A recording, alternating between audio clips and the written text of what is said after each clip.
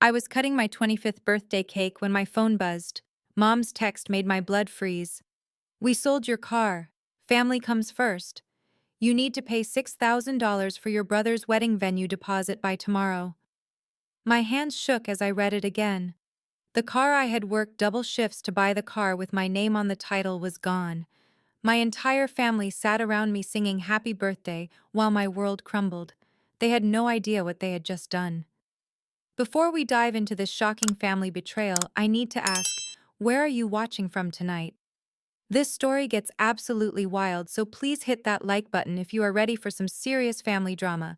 And do not forget to subscribe because you will not believe how this ends. Trust me, what my family did next will leave you speechless. My name is Serafina, and until that birthday text, I thought I understood my family. I had spent 3 years working as a night shift nurse while attending nursing school during the day. Every paycheck went toward my Honda Civic, a modest car that represented my independence and hard work. I had saved for months, researched every detail, and finally purchased it outright with cash. The title was in my name alone. The text from my mother felt like a physical blow.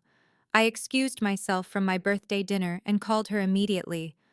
"Mom, what do you mean you sold my car?" My voice was barely steady. "Oh, honey, do not be dramatic. Marcus needs the money for his wedding venue and family comes first. You can take the bus to work." Her casual tone made my stomach turn. Marcus was my younger brother, 23, and perpetually irresponsible with money. "That car is legally mine. You cannot just sell it." "Well, we did. Your father and I co-signed your first car loan years ago, so we figured we had rights to this one too." The logic was so twisted it took my breath away. I drove to my parents' house immediately, in my friend's car since mine was apparently gone. When I arrived, I found my father in the garage counting cash. $6,000 in 20s and 50s lay spread across his workbench. "Dad, where is my car?" He looked up with a sheepish expression I had never seen before. "Sarah, your mother explained everything. Marcus found a buyer willing to pay cash today. The wedding is in 2 months." "A buyer for my car, the car I own." "Look, we know you are upset, but this is about family loyalty. Marcus is getting married and his future in-laws are judging us based on the venue. We cannot have the wedding at some cheap community center." The betrayal cut deeper than I imagined possible. "Did you forge my signature on the title transfer?" The silence that followed told me everything. My own parents had committed fraud to steal my car and sell it to fund my brother's expensive wedding. They expected me to hand over $6,000 to cover the venue deposit they had promised his fiancé's family. "We did what we had to do," my mother said, appearing in the doorway. "You are single with no children. You do not understand the pressure Marcus is under. Sarah's family has money, and they expect a certain standard. So you committed fraud and theft to meet their expectations." "We borrowed your signature," she said defensively. "It is not fraud when it is family helping family." I stared at my parents, realizing I was looking at strangers. I worked 60-hour weeks to buy that car. I ate ramen noodles for months to save money. And you just took it. "You can buy another car later," my father said, sliding the cash into a manila envelope. "Right now, Marcus needs this money tomorrow morning for the venue deposit. The wedding coordinator will not hold the date without it." "Where exactly do you think I am getting $6,000 by tomorrow?" "You have that nursing job," my mother replied. "Maybe ask for an advance or use a credit card. This is a one-time family emergency." The audacity was breathtaking. They had stolen my car, sold it illegally, and now demanded I replace the money they had spent on my brother's wedding. I thought about the nights I had worked extra shifts, the social events I had skipped to save money, the pride I felt when I finally owned something that was completely mine. "I need to see the bill of sale," I said quietly. "Why?" my father asked, suddenly nervous. "Because I want to know who bought my stolen car." "It was not stolen," my mother snapped. "It was a family decision. A family decision I was not part of. A family decision that involved forging my signature and selling my property without my consent." I pulled out my phone. That is called fraud and theft. My brother Marcus chose that moment to walk in through the front door grinning and holding hands with his fiancée Sarah. Hey Sarah, happy birthday. Did mom and dad tell you about the venue? Sarah's parents are going to be so impressed. Sarah, a petite blonde, who had always treated me with barely concealed disdain, smiled smugly. It is so sweet how your family comes together for important events.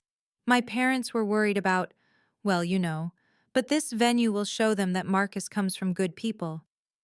What venue are we talking about? I asked, though I already suspected. The Riverside Country Club, Marcus said proudly. $12,000 for the reception, but totally worth it. Sarah deserves the best. My blood pressure spiked. 12,000, but you only got 6 from selling my car. Oh, mom and dad are covering the other 6 from their savings, Sarah said sweetly. They insisted on paying for half as their wedding gift. Is not that generous? So my parents had $6,000 in savings, but chose to steal my car instead of using their own money. The betrayal was calculated and deliberate. They wanted to preserve their savings while sacrificing my property for their golden child's wedding. That is very generous, I managed to say. Marcus pulled me aside while Sarah chatted with our parents. Listen, I know this is tough, but you understand, right? This wedding is huge for me. Sarah's family has connections that could really help my career. What career, Marcus? You have been unemployed for 8 months. That is exactly why I need this wedding to go perfectly. Sarah's dad might offer me a position at his company, but only if he respects our family. A cheap wedding venue would kill that chance. I stared at my little brother, remembering the kid I used to help with homework and protect from bullies. That child had grown into someone who saw my hard-earned possessions as resources for his benefit. So you knew they were selling my car. Mom mentioned they were handling the money situation. I did not ask for details. The details matter, Marcus. They forged my signature and committed fraud. Come on, do not be so dramatic. It is just a car. You can get another one. In that moment, something shifted inside me. My family had not just stolen my car. They had shown me exactly where I stood in their hierarchy of priorities. I was the responsible daughter who worked hard and asked for nothing, which apparently made me the perfect target when they needed money for the favored son. I smiled at Marcus, a smile that did not reach my eyes. You are absolutely right. It is just a car. But as I walked back to my friend's car that night, I was already planning. They had no idea what they had just unleashed. The next morning, I called in sick to work and drove straight to the police station. I brought every document. I had: the original purchase agreement, insurance papers, registration, and maintenance records. Everything proved the Honda Civic was mine alone. Officer Rodriguez listened to my story with growing concern. Ma'am, what you are describing is vehicle theft and fraud. Do you want to press charges against your parents?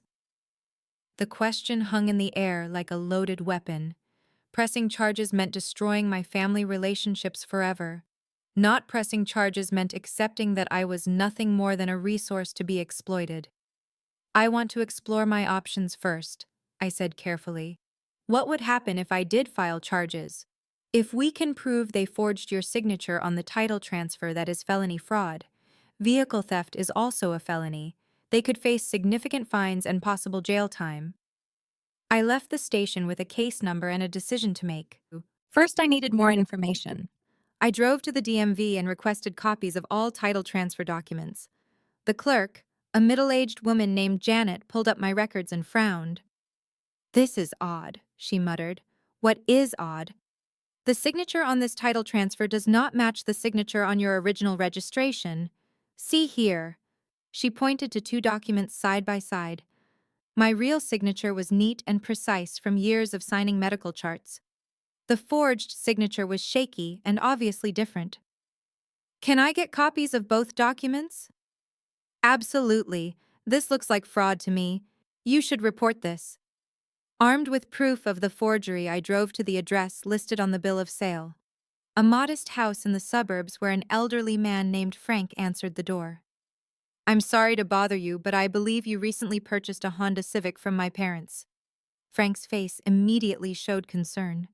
Oh no, are you the daughter I was wondering about that whole situation? Your parents seemed nervous, and when I asked to see your identification since your name was on the title, they said you were out of town but had given permission. Did they show you any document with my permission? No, and that bothered me. But they had the title and the keys, so I figured it was legitimate. The car was exactly what I needed for my granddaughter who just started college. Frank paused. Was I part of something illegal? Not intentionally, I assured him. My parents sold my car without my knowledge or permission. They forged my signature on the title transfer. Frank's face went pale. Oh my God, I bought stolen property. What do I do? The car is yours now, Frank. You bought it in good faith. But I need a favor. I explained my situation, and Frank, a retired teacher with a strong sense of justice, agreed to help. He wrote a detailed statement about my parents' nervous behavior and their inability to produce any authorization from me. Next, I called my brother's workplace, or rather his former workplace.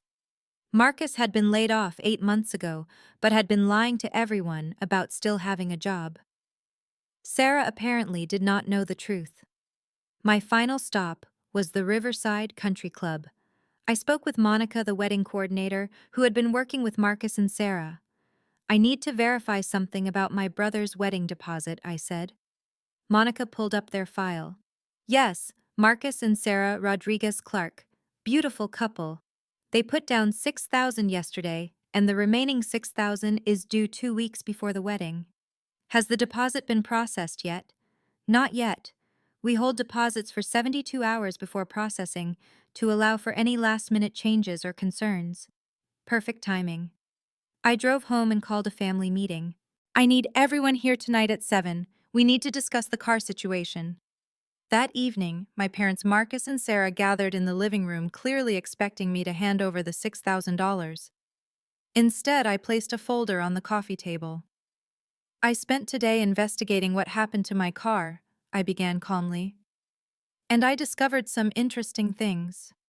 I opened the folder and spread out the documents. First, here is proof that Dad forged my signature on the title transfer. The DMV confirmed it is fraud. I showed them the signature comparison. My father's face went white. Sarah, we can explain. Second, here is a statement from Frank, the man who bought my car. He confirmed that you could not produce any authorization from me and that your behavior was suspicious. My mother started to speak, but I held up my hand.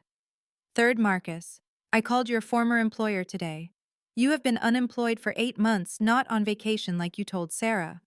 Sarah turned to stare at Marcus, her face showing confusion and the first hints of anger. What is she talking about? And finally, I continued, I spoke with the wedding coordinator at Riverside Country Club. The deposit has not been processed yet. I leaned back in my chair watching their faces. So here is what is going to happen. You are going to return my $6,000 immediately, and you are going to figure out how to explain to the country club why you need to cancel the deposit. We cannot do that, my mother said desperately. The wedding is in 2 months. Sarah's parents will disown Marcus if we downgrade the venue. Then you should have thought of that before you decided to commit fraud and theft. Sarah stood up abruptly. Marcus, what is she talking about? Why did not you tell me you lost your job? How have you been paying for anything? Marcus looked like a cornered animal. Sarah, baby, I can explain. It is just a temporary setback. You have been lying to me for 8 months. Sarah's voice rose. About having a job, about being able to afford our lifestyle. I was trying to protect you. And your parents stole money to cover for your lies. She turned to look at my parents with disgust. You committed crimes to fund our wedding because your son is unemployed and dishonest. The room erupted into chaos. Sarah started yelling at Marcus about the lies. My parents started making excuses about family loyalty and desperate times. Marcus started blaming everyone else for pressuring him. I sat quietly in the middle of the storm, watching my family tear itself apart over the truth I had just revealed. Finally, I stood up. I'm going to give you 24 hours to return my money. If you do not, I am filing fraud charges against Mom and Dad tomorrow morning at 9 a.m. The police already have a case number. You would send your own parents to jail, my mother asked in horror. You would steal from your own daughter, I replied. Apparently, family loyalty only goes one way in this house. Sarah grabbed her purse and headed for the door. Marcus, do not call me until you figure out who you really are. This entire family is insane. She slammed the door behind her, leaving Marcus standing there with tears in his eyes. Look what you have done, he said to me. You have ruined everything. No, Marcus. You ruined everything the moment you decided my property was yours to take. I walked out of my childhood home that night, knowing I had just declared war on my own family. But for the first time in years, I felt like I was fighting for something that mattered, my own dignity and self-worth. The next morning brought radio silence from my family, which told me everything I needed to know about their intentions. At exactly 9 a.m., I walked into the police station and filed formal charges against my parents for vehicle theft and fraud. Officer Rodriguez took my statement and reviewed all the evidence I had gathered. This is a solid case, he said. We will need to interview the buyer and get the DMV records, but based on what you have shown me, we have enough for arrest warrants. How long before something happens? We will probably execute the warrants within the week.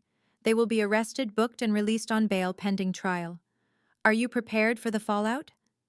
I thought about Sarah storming out, about Marcus's tears, about my mother's horrified expression when I mentioned jail. I am prepared. Walking out of the police station, I felt simultaneously empowered and terrified. I had just set in motion events that could send my parents to prison, but they had left me no choice. My phone rang as I reached my car. Unknown number. Hello. Serafina. This is Margaret Clark. Sarah's mother. I believe we need to talk. My stomach dropped. Sarah's mother was calling me directly.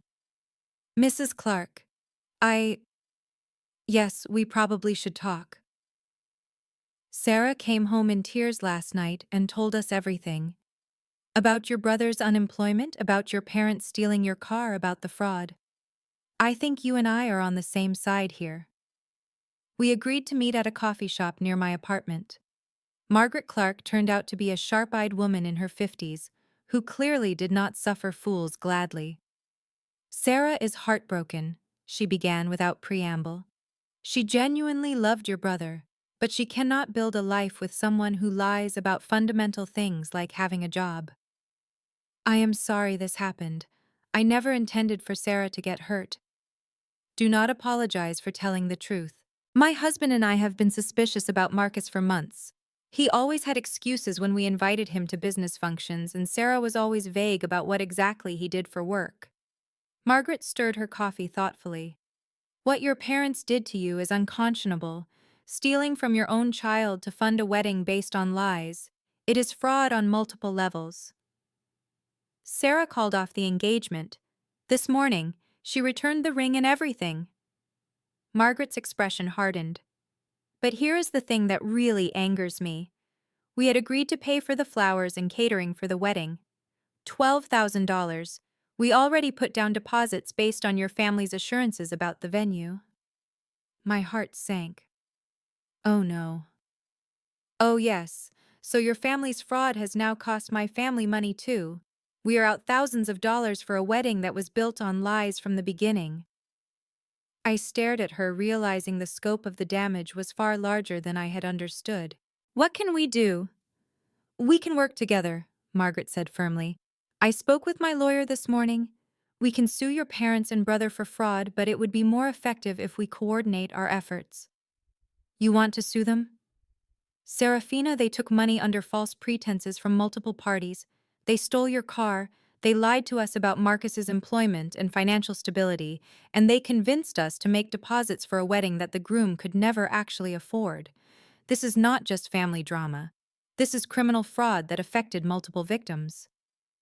Margaret pulled out her phone and showed me text messages. Look at these messages your mother sent me last week, assuring me that Marcus had a stable job and that your family was financially solid. All lies designed to keep our money flowing toward their fantasy wedding. The texts were damning.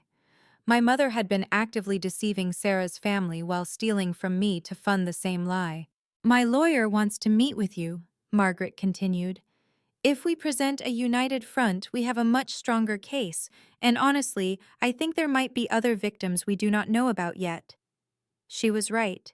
If my parents were willing to commit fraud against me and lie to Sarah's family, who else had they deceived? There is something else, Margaret said, lowering her voice. Sarah told me your brother has been using credit cards to maintain his lifestyle since he lost his job. He has been telling her the charges were work expenses that would be reimbursed. But if he does not have a job, he has been racking up debt while pretending to have income, I finished. Sarah does not know how much debt. No idea. And your parents probably do not either. I think your brother's financial situation is much worse than anyone realizes. I felt sick. Marcus had not just been lying about having a job. He had been building a house of cards that was about to collapse spectacularly. Margaret, I need to tell you something. I filed criminal charges against my parents this morning for stealing my car. Her eyes widened. Good for you. When will they be arrested? Probably within the week. Perfect timing. My lawyer can use the criminal charges to strengthen our civil case. She paused.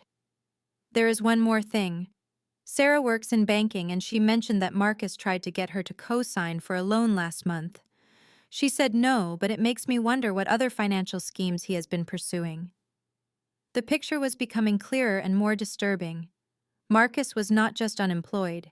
He was actively pursuing fraudulent financial strategies while my parents enabled him by stealing from me. Would Sarah be willing to document everything Marcus told her about his job and finances? I will ask her. She is hurt and angry enough that she probably will. Margaret smiled grimly. Hell hath no fury like a woman whose wedding was built on lies. We spent another hour planning our strategy. Margaret's lawyer, David Chen, specialized in fraud cases and had experience with family financial crimes. We scheduled a meeting for the next day. One last question, Margaret said as we prepared to leave. Are you prepared for your family to completely turn against you? Because when people are facing criminal charges and civil lawsuits, they tend to blame the messenger. I thought about my birthday dinner just 3 days ago, when I had believed my family loved and respected me. They already turned against me when they decided my property was theirs to take. I am done being the responsible daughter who quietly accepts whatever they decide to do to me. Good, Margaret said firmly, because this is about to get much worse before it gets better. That afternoon, I received a text from my Aunt Linda, my father's sister. Heard there is family drama. Can we talk? Aunt Linda had always been the black sheep of the family, divorced, child-free by choice, and financially successful through her own real estate business. My parents often criticized her lifestyle choices, but she had always been kind to me. We met at her house that evening and I told her everything. She listened without interrupting, her expression growing darker by the minute. I am not surprised, she said finally. Your parents have always had a twisted sense of family hierarchy. Remember when they borrowed $5,000 from Grandma Rose's savings to pay for Marcus's college tuition without telling her? When was this? 2 years ago. Grandma Rose had been saving that money for her medical expenses, but your parents decided Marcus's education was more important. She only found out when she tried to access the money for her surgery. I stared at her in horror. They stole from Grandma, too. Oh, honey, there is more. They have been managing her finances since Grandpa died, and I have suspected for a while that they have been helping themselves to her accounts. The scope of my parents' criminal behavior was staggering. Why did not you say something? I tried. Your grandmother filed a complaint, but your parents convinced her to drop it by promising to pay the money back. They never did. Linda pulled out a folder from her desk. I have been documenting everything, waiting for someone else in the family to finally see what they really are. She handed me bank statements, canceled checks, and email printouts. Your grandmother is 82 years old and your parents have been systematically stealing from her for years. The car theft from you was just their latest victim. I felt like I was drowning in the magnitude of the crimes my parents had committed. Linda, what do we do? We stop them, she said simply. I have been in touch with an elder abuse attorney, and with your criminal case moving forward, we finally have enough evidence to protect your grandmother and hold them accountable. As I drove home that night, I realized that what had started as a fight over my stolen car had uncovered a pattern of financial abuse spanning years and multiple victims. My parents were not just thieves. They were predators who had been targeting the most vulnerable people in their own family. The war I had declared was bigger than I had ever imagined. The meeting with Margaret's lawyer, David Chen, went better than expected. He reviewed all our evidence and confirmed we had strong cases for both criminal fraud and civil recovery. We agreed to coordinate our efforts with Linda, joining as a third plaintiff, representing our grandmother's interests. This is a significant conspiracy, David explained. Multiple victims, systematic financial abuse, elder exploitation. We are looking at serious criminal penalties and substantial civil damages. I felt confident for the first time since this nightmare began. We had evidence, legal representation, and a clear strategy. The arrest warrants for my parents would be executed within days, and our civil case was airtight. Then Linda called me at 2 in the morning, her voice shaking. Serafina, we have a problem, a big one. What happened? I just got off the phone with David Chen. He is withdrawing from our case effective immediately. I sat up in bed, suddenly wide awake. What, why? Someone got to him. He would not say who, but he kept mentioning potential conflicts of interest and ethical concerns. He sounded scared, Sarah. My blood ran cold. Someone threatened him. I think so. He also said we should reconsider our position and think about family reconciliation instead of legal action. I paced my apartment, mind racing. Who had the power to intimidate an experienced fraud attorney into abandoning a solid case? The answer came in a text message from my cousin Derek, Uncle Paul's son. Heard you are causing trouble for the family. We need to talk. Uncle Paul, my father's older brother, the successful one who owned a construction company and had connections throughout the city's business and legal community. The uncle who had always treated my father like the disappointing younger sibling. I called Derek immediately. What does your father want? He wants to meet with you tomorrow. Alone.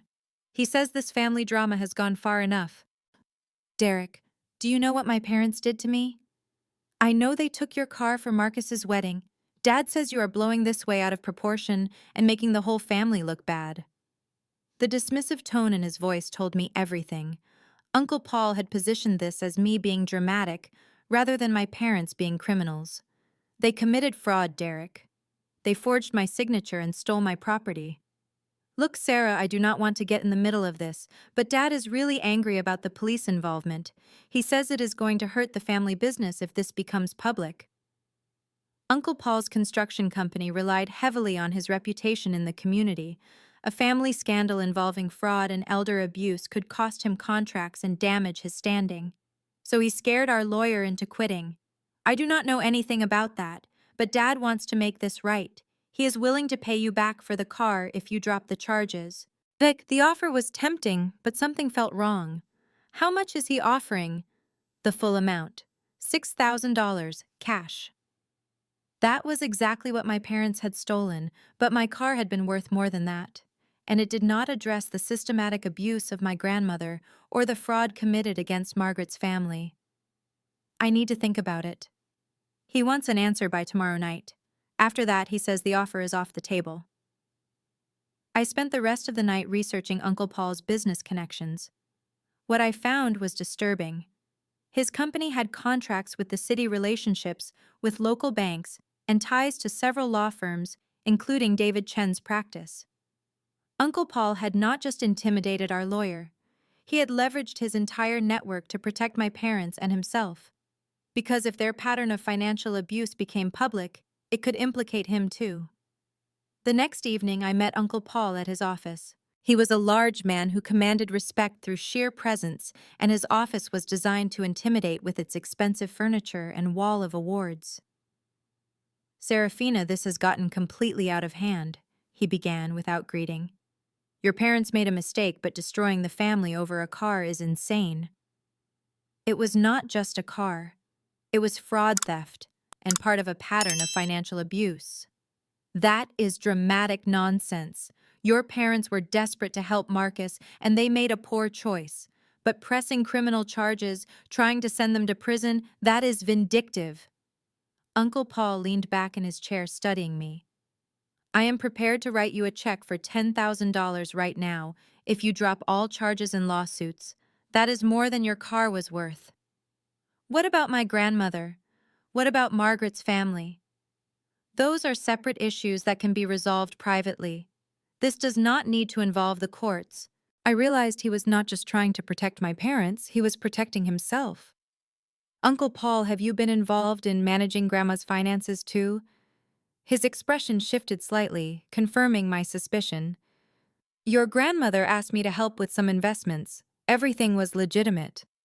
Then you would not mind those transactions being reviewed as part of the investigation. There is no investigation if you drop the charges. The room felt smaller suddenly. Uncle Paul was not offering me a deal. He was cornering me with a threat disguised as generosity. What happens if I say no? Then you will discover that fighting your entire family is harder than you think. Your parents love you, but they have rights too. They will defend themselves vigorously, and that process will be expensive and ugly for everyone involved. Are you threatening me? I am explaining reality. You are one person going against a united family with resources and connections.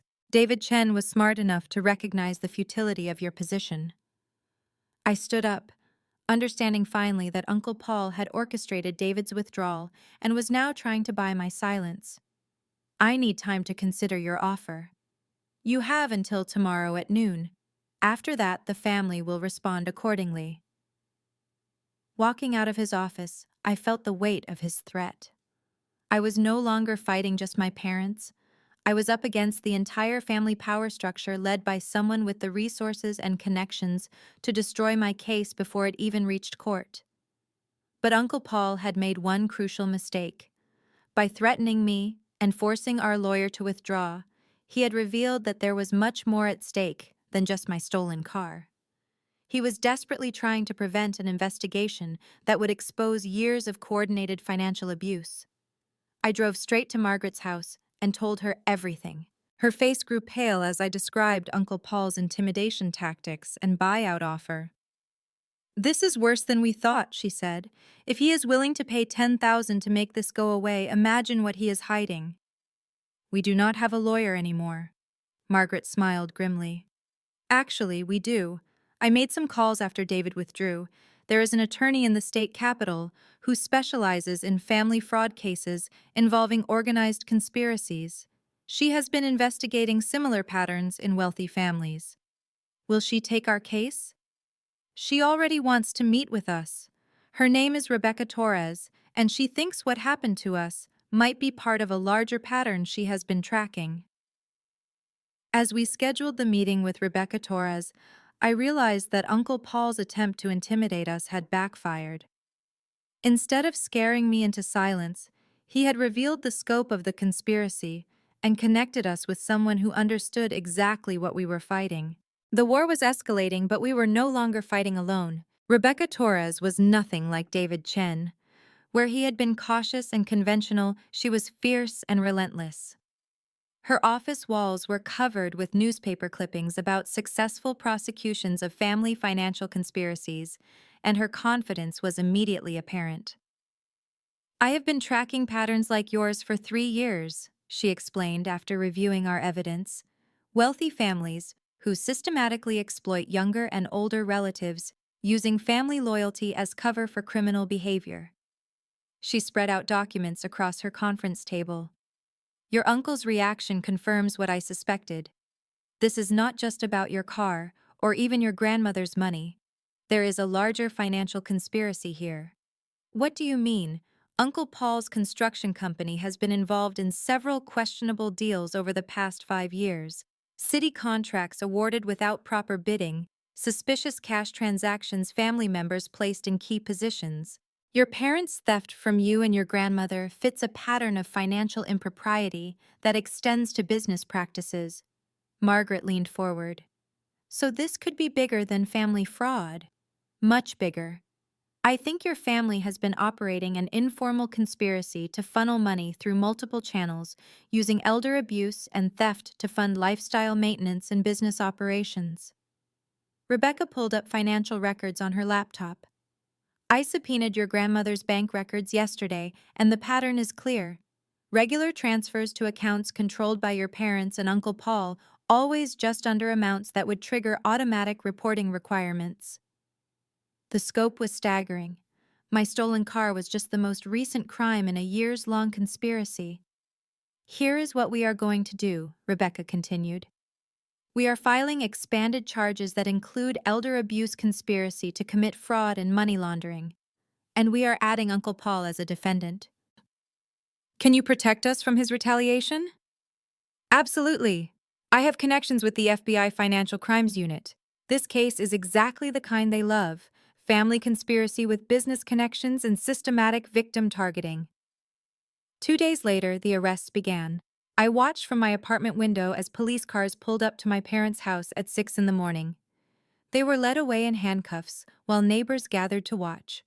Uncle Paul was arrested at his office 2 hours later. The local news covered it because of his prominence in the construction industry.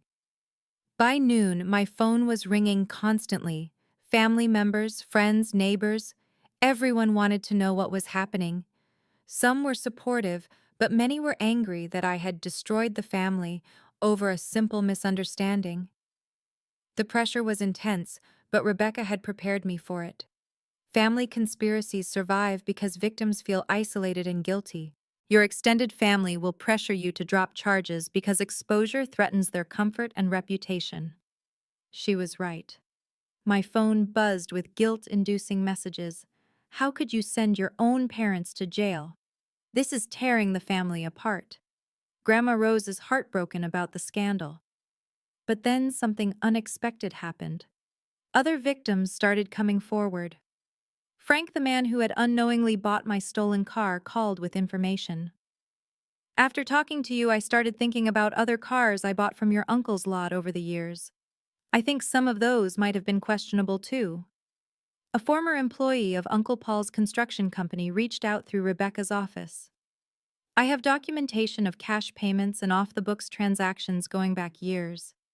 I was afraid to report it while I worked there, but if someone is finally holding them accountable, I want to help. Most importantly, other elderly relatives began sharing their experiences. Great-Aunt Dorothy revealed that Uncle Paul had helped her sell her house the previous year, but she had never seen most of the proceeds.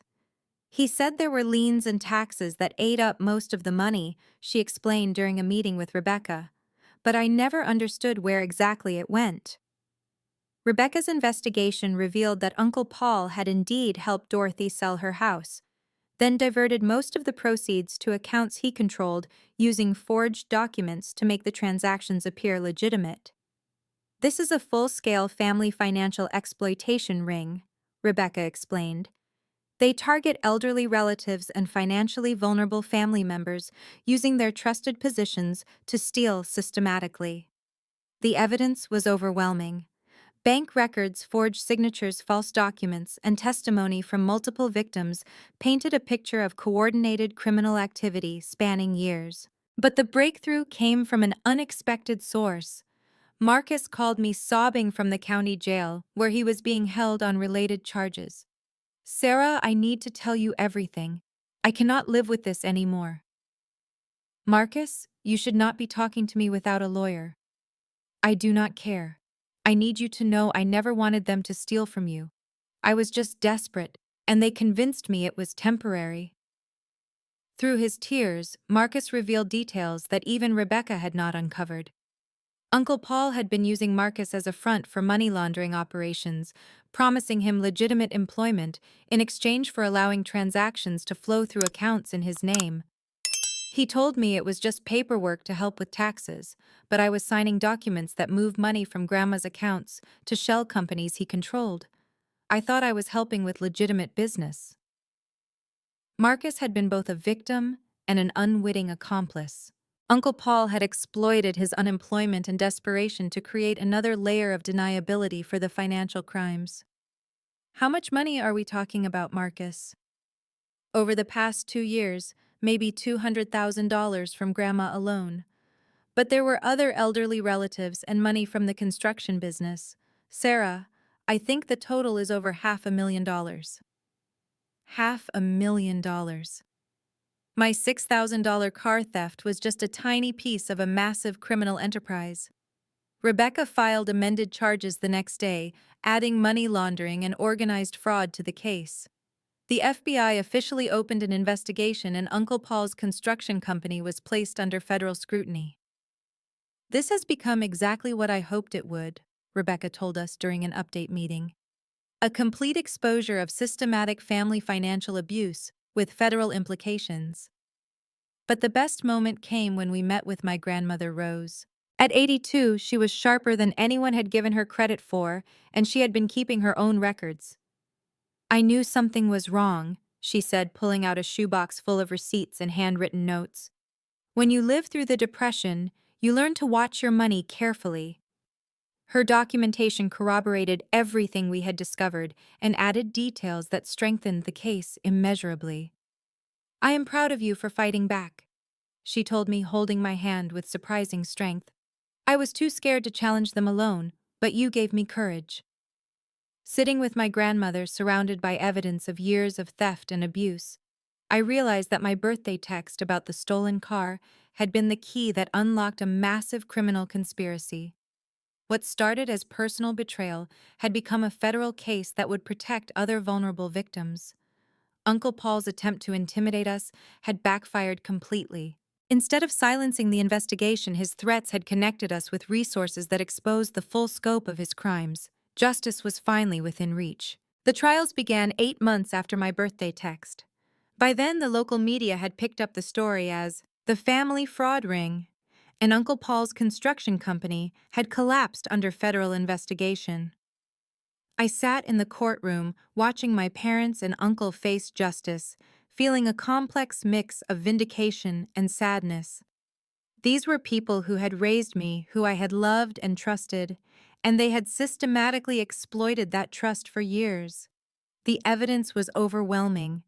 Rebecca had assembled a case that detailed over $600,000 in theft from elderly family members, money laundering through construction contracts, and systematic fraud spanning 5 years.